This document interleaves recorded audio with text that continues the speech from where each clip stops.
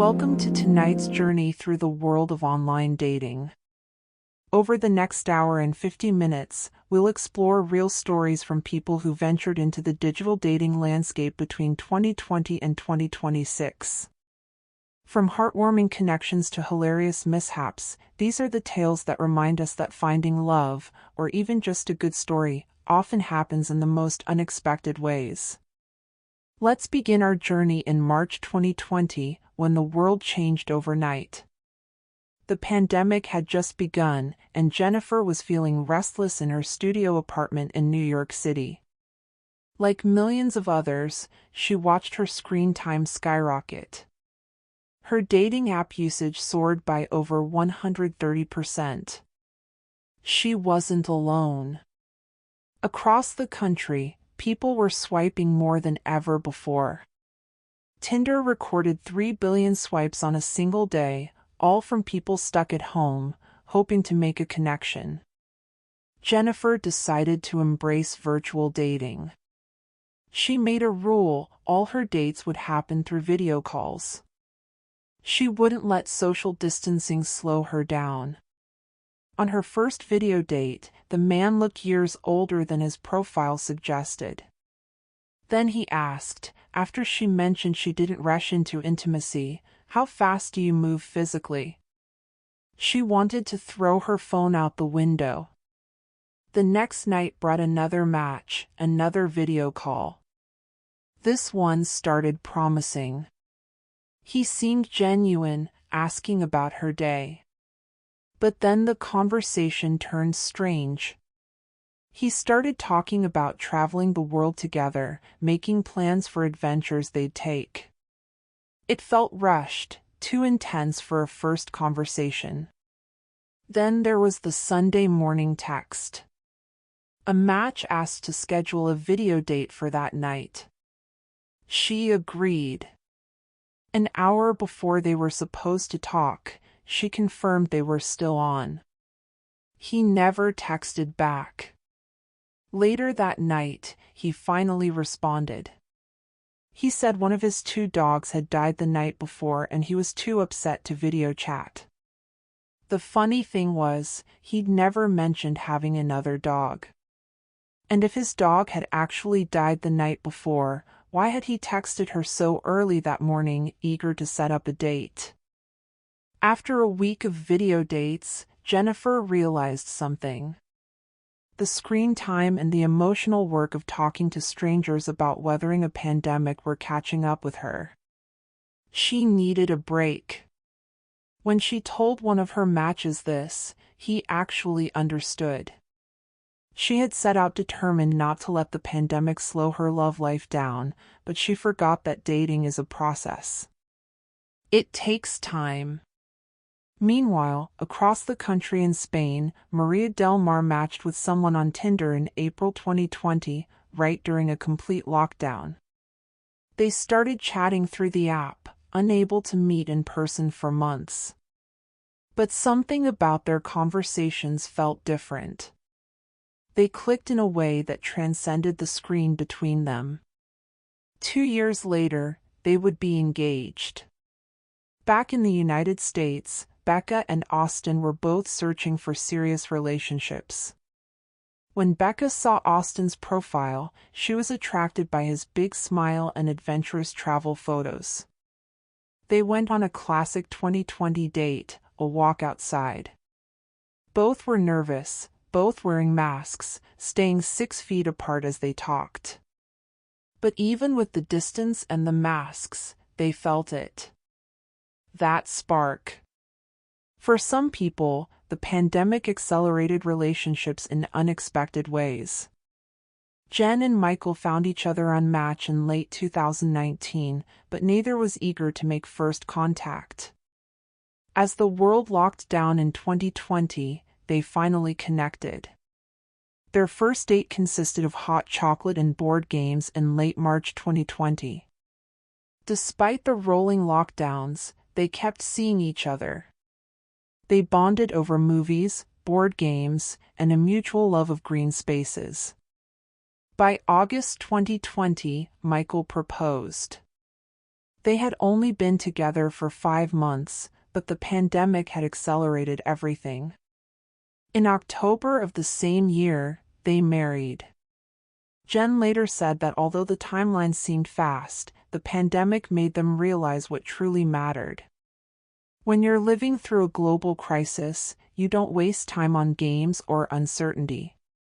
Not everyone's pandemic dating story involved video calls and masks. One woman recalls going on an early pandemic date where the man remained masked while they were outside, but then immediately invited her back to his place. She found it so off-putting. They wouldn't be safe outside without masks, but they would be safe at his place maskless? The contradiction was too much. Dating apps saw unprecedented growth during this time. Between March and May 2020, one popular platform saw a 700% increase in dates. Video calls increased by 70%. The world was isolated, but people were connecting more than ever, just in different ways. But the pandemic also brought new challenges. Planning in-person dates was difficult with places closed or reopening with strict regulations. Some people felt that social distance dates couldn't replace the thrill of holding someone's hand for the first time. As the world slowly reopened, people wondered whether dating would continue at this slower, more intentional pace. As restrictions began to ease, people who had spent months building connections through screens were finally able to meet face to face. Sometimes, reality exceeded expectations. Other times, reality was quite different from what they imagined. Savannah and Micah had one of those stories that felt like destiny. They first connected on a dating platform, but the timing wasn't right. 3 years later, they found each other again, this time on a different app. After several messages back and forth, Micah came clean. He remembered Savannah from their earlier conversation. Despite rolling lockdowns, the couple managed to keep seeing each other. They bonded over movies, board games, and a shared love of their city's green spaces. 2 years later, they decided to get married. They married in a basic city hall ceremony with a twist. Because Savannah's friends and family couldn't make the trip, she took to social media video to make sure none of her loved ones would miss it. Savannah later said, "Without online dating, I never would have met Micah in the first place." Then there's the story of the woman who was about ready to give up. She had been using dating apps for what felt like forever, going on boring date after boring date. She was experiencing serious burnout. But she decided to go on one more coffee date. Just one more. The person she met was someone she typically wouldn't have gone out with. But she kept an open mind, and that coffee date turned into something beautiful. A year later, they were still together. Not all success stories are about finding romantic love. Sometimes they're about the unexpected friendships that form. One person dated someone from an app for about a month until they realized they weren't meant for each other romantically. However, they became close friends. 3 years later, this person was attending their friend's wedding, celebrating the love their former date had found with someone else. Of course, not every story ends happily. Let's talk about the date disasters, the ones that make you laugh years later, even if they weren't funny at the time. There was the person whose car burst into flames on the way to pick up their date. Their date came to their location right away, but to their surprise, looked nothing like their photos. They needed a ride after their car burned up. They went back to the date's place, got extremely drunk, and then the date ended up at their apartment the next day. The date bought $100 worth of alcohol, got wasted, and then had an accident in their bed. Despite this disaster of a first date, they ended up dating for a year and a half. Then there's the dinner date that went terribly wrong. One person met their date at a restaurant, and everything seemed fine at first. The date was charming, funny, and even offered to order for them. How sweet, they thought. Then the waiter came. The date ordered a juicy steak with mashed potatoes for themselves, and for their companion, a salad. Just a salad. No dressing preference asked, no protein added. Just a plain salad. The person sat there, watching their date enjoy a full meal while they picked at lettuce. Some dates are disasters from the very beginning. Picture this, a first date where everything that could go wrong, did go wrong. The person was 40 minutes late because they were lost. When they finally arrived, they helped their date into the car, but the car wouldn't start. Out of gas. Both of them got out and had to push the car back to the curb. They got into the other person's car, went to the gas station, filled up a gas can, went back and put the gas in, and then had to drive back to the station to fill the tank. Next, they drove around and found a little bar in a strip mall. The seats were actually small round cushions with little tables. The date walked up to order drinks, and the person very carefully sat down on one of the cushions. The date came back, sat the drinks on the table, then sat down and went flying backward, legs in the air. People in the bar laughed. Despite the chaos, despite everything going wrong, they still laugh about it years later. Here's a particularly memorable disaster. Someone went on a first date, and as they were coming back from the restroom after their meal, their date seemed nervous and was telling them to hurry to the car. Turned out, the date had walked out without paying.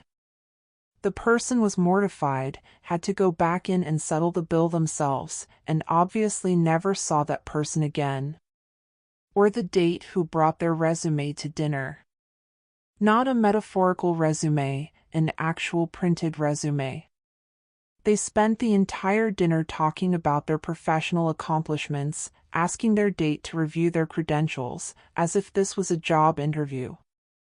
The person sitting across from them kept waiting for the conversation to shift to something, anything else, but it never did. And then there was the person who spoke like they were auditioning for a period drama. Every sentence was poetic, flowery, over the top.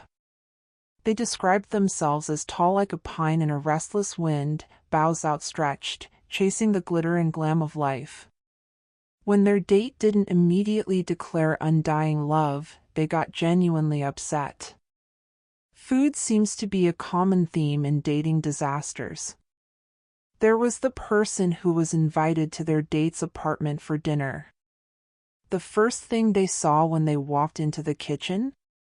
Shrimp rings. This was after already telling their date that they don't eat any type of ocean food. But the date also had some meat. They requested rubbing alcohol for the meat, then proceeded to smile and act like they were doing the right thing. Not only did they burn the meat, but they also burned the rice, then scraped off the burnt parts and served it anyway. Some dates are weird in ways that defy explanation. One person's date brought a chinchilla to dinner. Yes, an actual chinchilla, in a purse. During the meal, the person noticed their date was taking food, ripping it up, and putting the pieces in their huge purse. Naturally, they asked what was going on. The date smiled and said, "I'm just feeding Sammy," and pulled out a large chinchilla from the purse. The chinchilla even came along to get ice cream afterward. Sometimes the disaster isn't what happens on the date, it's what happens before you even meet. One person was texting with someone for about 3 weeks. Despite multiple attempts to meet up in person, it never happened. One day, they mentioned they were at the mall, and coincidentally, so was the person they were texting. They tried to coordinate meeting up right then and there, but the other person ignored their texts. That was the last time they ever spoke. 2 years later, they came across a popular social media profile and realized they'd been catfished. The person in the photos was actually a married influencer who lived in a completely different state. They now follow that influencer and are the biggest fan of them and their actual spouse. Sometimes you have to laugh at the absurdity. Let's dive deeper into the phenomenon of catfishing. For some, discovering they've been catfished is just an awkward moment. For others, it's a profound betrayal. And sometimes, it's just plain bizarre. One person matched with someone whose pictures suggested a beautiful, young professional. The first red flag was that they were 30 minutes late to their meeting. Then someone walked up to them and introduced themselves with the same first name as their date. The person sitting across from them was not at all who they expected. When they finally blurted out, "Am I being catfished?" the response was unforgettable. I prefer the term selective truth. The person ended up having a 10-minute conversation with this individual, simply trying to understand what kind of person would do this. They realized the catfisher had some deep insecurities, and then went on their way. Looking back, they wonder what the catfisher hoped to achieve. Did they think the truth wouldn't matter once they met in person? Sometimes catfishing comes from an unexpected source. One person discovered that their significant other had created a fake account to test their loyalty. They were in a long-distance relationship, over 1,000 miles apart. One day, they received a friend request from a beautiful person they didn't recognize. Then they noticed the name. It was their partner's name, backward. Both first and last name, just reversed. They declined the request and messaged their real partner, "Nice try." Trust issues masked as loyalty tests rarely end well. Then there's the age catfish. Someone was supposed to meet a 35-year-old professional. When the person showed up to the date, they looked like they could be their parent. The date appeared to be in their mid-60s. The person sat through an awkward drink, trying to understand why someone would lie so dramatically about their age. Not all catfish stories are about strangers, though. Sometimes the most hurtful ones come from people you know. One person discovered their friend of over 10 years had been catfishing them online. They had always wondered why this friend was clingy and seemed to dislike all their romantic partners.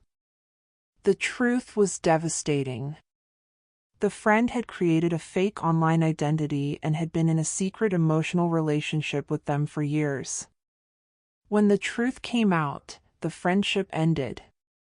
Of course, there are the purely comical catfish moments too. Like the person who showed up for a first date and was sitting by the door inside a restaurant, wearing a red plaid shirt. They texted their date describing exactly where they were sitting. No response. So they sent another message about hoping their date didn't see the much older man sitting by the door outside also wearing red. Minutes later, their phone lit up. Their date had indeed seen the much older man in red and assumed they were being catfished, so they left. When they finally met face to face, they couldn't stop laughing. The psychology of catfishing is complex. Some people do it for money, running elaborate scams. They'll build a relationship over weeks or months, then suddenly have an emergency. A lost wallet while traveling, a medical bill, a family crisis. They need money, just this once, and they promise to pay it back. By the time the person realizes it's a scam, they've lost hundreds or thousands of dollars. Other catfishers are motivated by loneliness or insecurity. They create an idealized version of themselves, someone more attractive, more successful, more interesting than they believe they actually are. They think if they can just get someone to know their personality first, the truth won't matter. But it always does. Dating apps and platforms have tried to combat catfishing with various verification methods. Some apps let you verify your profile with a specific photo. Others have video chat features built in. But determined catfishers always find workarounds. They'll make excuses about broken cameras, bad internet connections, anything to avoid that video call that would reveal the truth. The pandemic actually made catfishing easier in some ways. With everyone doing video calls and understanding about technical difficulties, it was easier to make excuses. People were more forgiving, more understanding. Catfishers took advantage of that grace. But the pandemic also made people more cautious. After months of virtual everything, people got better at reading signs of deception. They'd ask for specific types of photos, like holding up a certain number of fingers.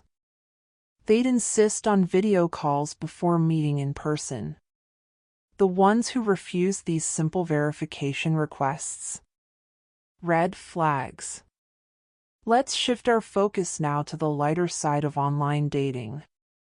The funny misunderstandings, the awkward but endearing moments, and the times when technology failed in the most amusing ways. Picture this, it's 2021, and video dates have become the norm. One person was getting ready for a video date, making sure their background looked presentable, checking their lighting. The date started well enough, pleasant conversation, some laughs. Then their cat decided to make an appearance. Not just walk through the frame, but jump directly onto their keyboard, somehow managing to turn on a filter that made them look like a potato. An actual potato. They scrambled to fix it while their date dissolved into laughter on the other end. They ended up dating for several months, and the potato incident became their favorite story to tell. Then there's the person who accidentally sent their date a message meant for their best friend. They'd been texting both people simultaneously and mixed up the conversations.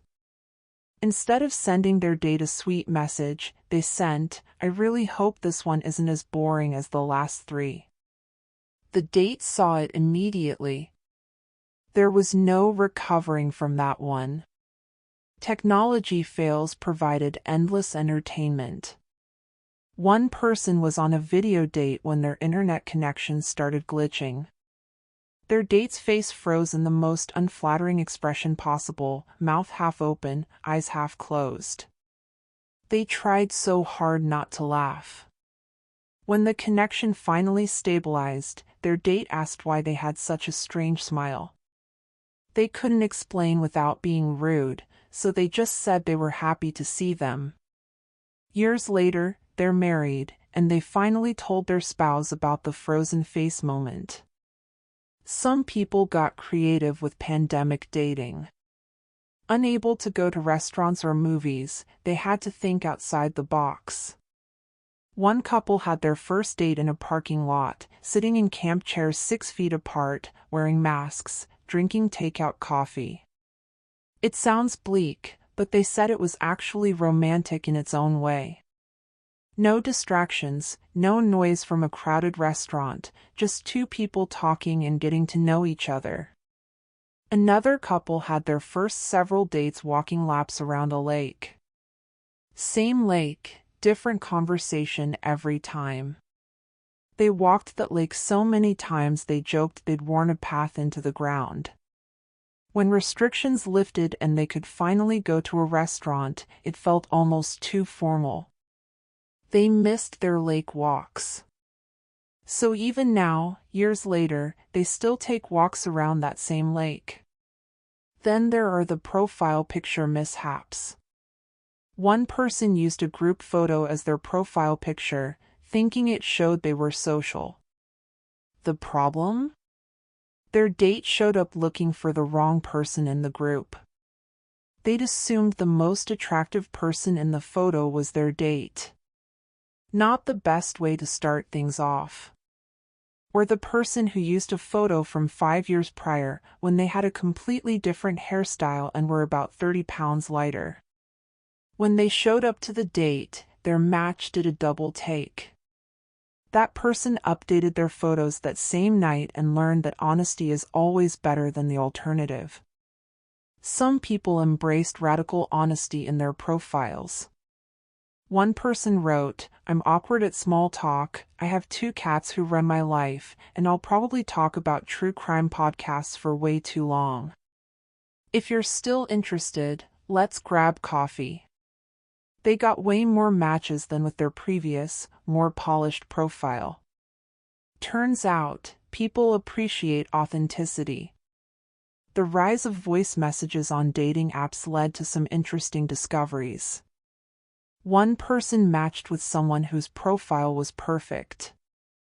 Great photos, interesting bio, shared interests.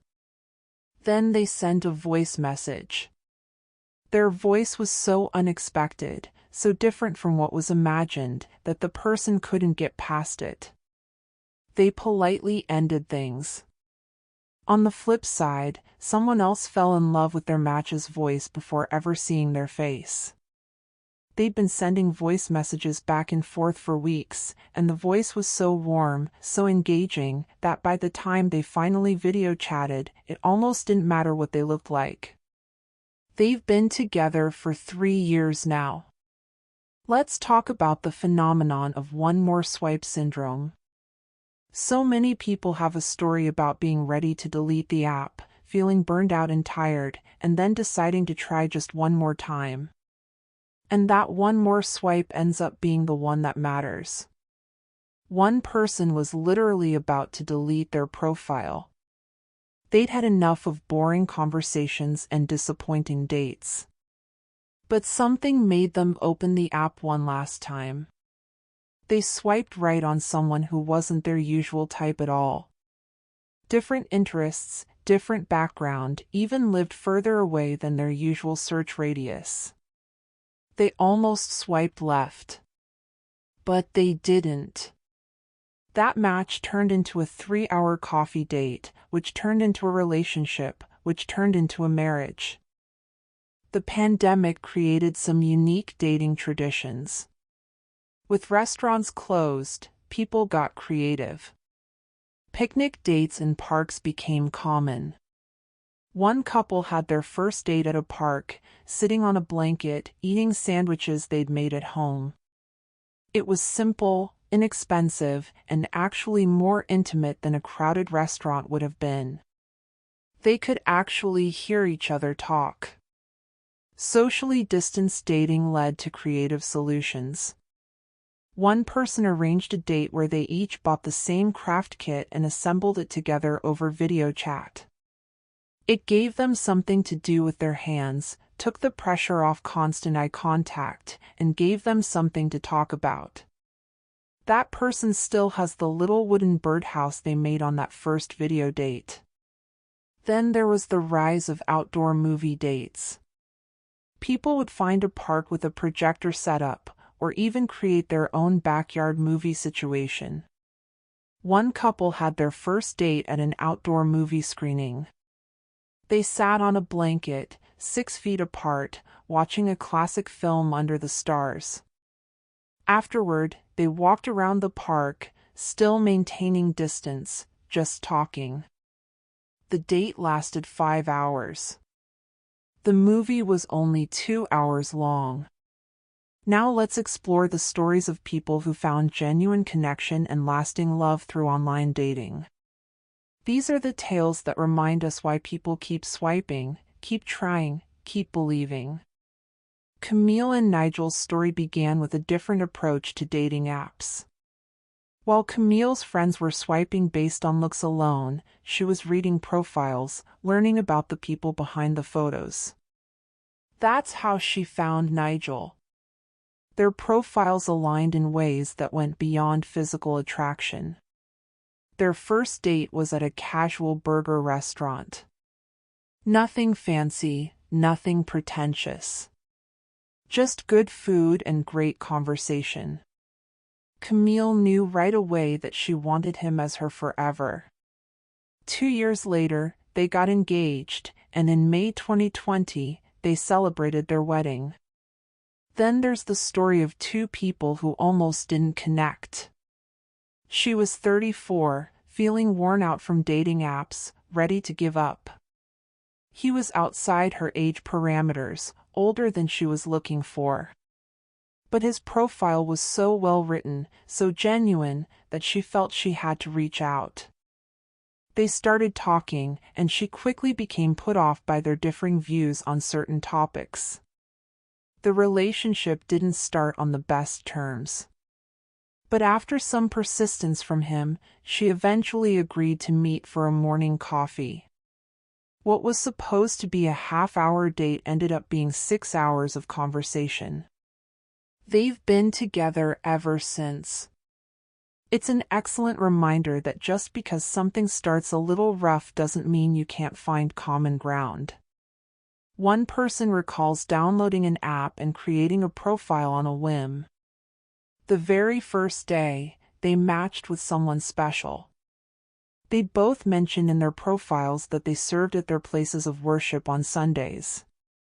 That shared value became the foundation of their connection. They're now married and often encourage others who are feeling discouraged to keep trying. There's something special about the couples who found each other during the hardest parts of the pandemic. They couldn't go on traditional dates. They couldn't meet each other's families. They had to build their entire foundation through screens and socially distanced walks. And yet, many of these relationships proved to be stronger than ones that started in easier times. One couple started talking right at the beginning of lockdown. They video chatted almost every night for 3 months before they felt comfortable meeting in person. By the time they finally met face to face, they'd already shared so much that the in-person meeting felt like seeing an old friend. There was no first date awkwardness. They moved in together after 6 months, got engaged after a year. Another couple's story began with persistence and patience. They matched on an app, started talking, and quickly realized they had amazing chemistry. But they lived in different cities, about a 2-hour drive apart. For the first 6 months of their relationship, they alternated weekends, taking turns driving to see each other. It would have been easy to give up, to decide the distance was too much. But they both knew they'd found something worth the drive. Eventually, one of them relocated, and now they're planning a wedding. Some success stories come from unexpected places. One person had been on the apps for years with no luck.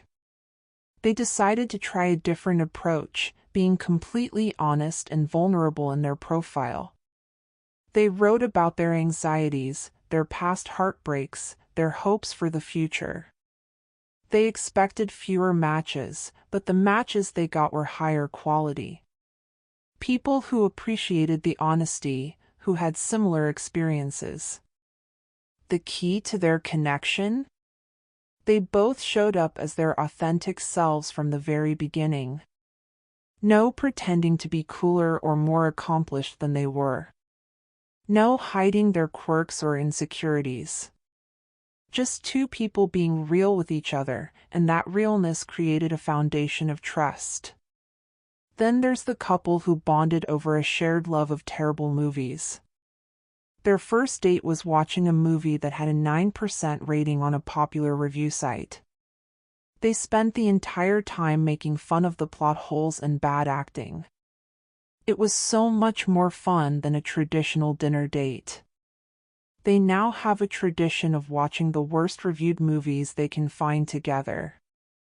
Food brings people together in unexpected ways. One couple's first date was at a food truck festival. They agreed to try foods from 3 different trucks and share everything. It was casual, fun, and gave them lots to talk about. 3 years later, they've tried hundreds of restaurants together and still go to that same food truck festival every year. Some people found love by being specific about what they wanted. One person wrote in their profile that they were looking for someone to go to museums with, someone who wouldn't think it was boring to spend 3 hours looking at art. They got fewer matches, but the matches they got were perfect. Their first date was at an art museum, and they spent 5 hours there, not even realizing how much time had passed. The pandemic forced people to be creative with dates, and some of those creative dates became traditions. One couple couldn't go to restaurants, so they started having themed dinner nights at home. Each week, they'd pick a different country and attempt to cook a traditional meal from that cuisine. Now it's their favorite weekly tradition. Long-distance relationships became more common during the pandemic. With everyone working from home anyway, geography mattered less. One couple met on an app, discovered they lived 800 miles apart, and decided to try anyway. They had video dates every night, sent each other care packages, and planned elaborate virtual activities together. When they finally met in person after 9 months, it felt surreal to hug the person they'd spent hours talking to but never touched. Some relationships start in the most ordinary ways and become extraordinary. One couple matched, went on a perfectly pleasant first date at a coffee shop, and then went on a second date the next week. Nothing dramatic, nothing magical, just two people who enjoyed each other's company. But they kept going on dates, kept spending time together, and one day realized they'd fallen in love without any fireworks. They got married in a small ceremony during the pandemic, just immediate family and a handful of friends. Looking back at their wedding photos, they're both wearing masks in some of them, a permanent reminder of the unusual time they fell in love. But they wouldn't change a thing. There's also the story of two people who'd both been through painful divorces. They were both hesitant about dating again, both carrying baggage from their previous marriages. When they matched, they were upfront about their histories, their hesitations, their fears. That honesty created a safe space for both of them. They took things slowly, communicated constantly, and built something new together. Now let's explore some of the more unusual dating experiences. The ones that don't fit neatly into success or disaster categories, but are memorable nonetheless. One person matched with someone who seemed perfect on paper. Great conversation, shared interests, genuine chemistry. They planned to meet for coffee on a Saturday afternoon. But when the day came, their match texted saying they had to reschedule because of a family emergency. Totally understandable. They rescheduled for the following week. Again, same thing. Family emergency, so sorry, can we reschedule? This happened 4 times. By the 4th cancellation, the person realized this wasn't bad luck, their match had cold feet. Then there's the person who went on a date with someone who brought their emotional support peacock. Not a joke, an actual peacock. The peacock had its own seat at the restaurant. The date spent most of the time talking to the peacock, feeding it pieces of bread, and explaining the peacock's emotional support role. The person sat there, stunned, trying to figure out if this was some kind of elaborate prank. It wasn't. Some people use dating apps for purposes other than dating. One person matched with someone who, it turned out, was only looking for people to join their multi-level marketing scheme. The entire first date was a sales pitch for supplements and essential oils. They even brought pamphlets and business cards. When asked directly if this was a date or a business meeting, the person seemed genuinely confused. There's the phenomenon of people who match with you just to boost their ego. They have no intention of ever meeting, they just want to see how many matches they can get. One person matched with someone who would send flirty messages, build up the conversation, and then ghost right when plans were being made to meet. Eventually, they realized some people treat dating apps like a game. Then there are the people who are definitely not over their ex. One person went on a date where the other person spent 2 hours talking about their recent breakup.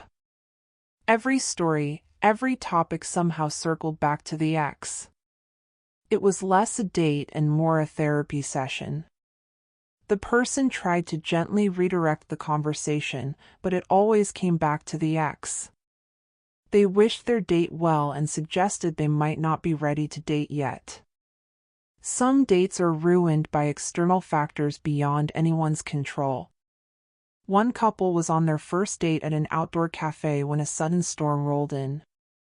They tried to wait it out, but the rain got heavier. They ended up soaked, running through the rain trying to find shelter.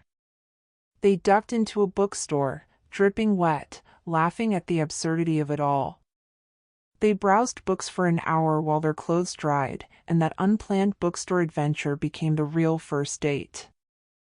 Let's talk about the evolution of dating app culture from 2020 to 2026. The way people use these apps, the expectations, the norms, they've all shifted significantly over these years. In 2020, during the early pandemic days, dating apps became a lifeline for social connection. People weren't just looking for romance, they were looking for human interaction. Conversations became deeper, longer, more meaningful. Without the option to meet in person quickly, people actually got to know each other through messaging. By 2021, as restrictions began to ease, there was a rush to meet in person. People were tired of screens, tired of video dates. They wanted real human contact. Sometimes this worked out wonderfully. Other times, the chemistry that seemed electric over text fell completely flat in person. In 2022, dating fatigue set in for many people. They'd been swiping for years, going on countless first dates, and still hadn't found what they were looking for. Apps introduced new features to combat this. More detailed profiles, compatibility quizzes, video prompts. The goal was to help people make better matches. Voice notes became increasingly popular as a way to gauge chemistry before meeting. Text can be misleading, but voice notes are more immediate, more revealing.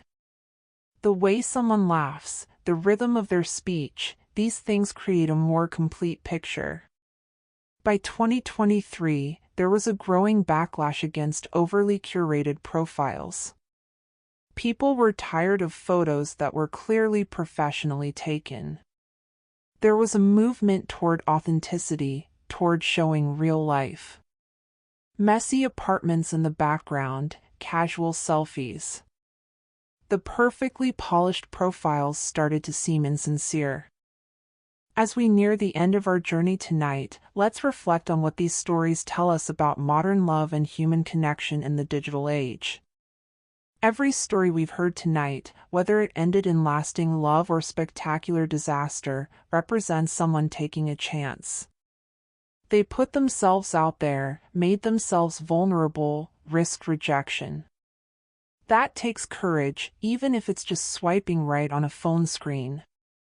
The technology has changed how we meet, but it hasn't changed what we're looking for.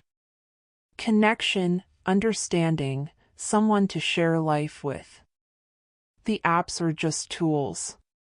The real work of building a relationship still happens between two people deciding to be open and honest with each other. Some of the happiest couples we heard about tonight almost didn't happen. They almost swiped left, almost deleted the app, almost gave up. But they didn't. They gave it one more try, kept an open mind, took a chance on someone who wasn't their usual type. And it worked out.